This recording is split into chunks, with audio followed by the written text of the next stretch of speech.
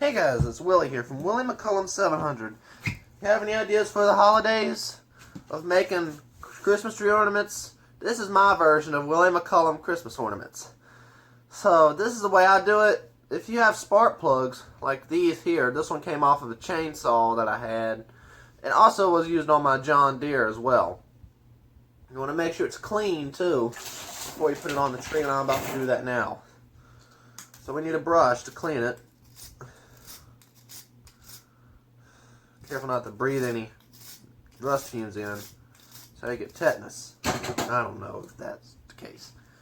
As you can see, we got this here. As you can see, it's already bent. So what we are going to do is bend a hook, like a small hook. Slide that on, like this. We're going to, if I can show.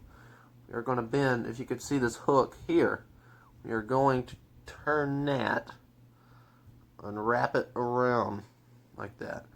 Next thing we're going to do is wrap it around. You don't even need to do drilling, plus I wouldn't drill. And yes, the spark plug worked last time it was used. So now look. Now we got a Christmas tree ornament. Let's take the camera. We're going to put it on my tree. Make sure you see this.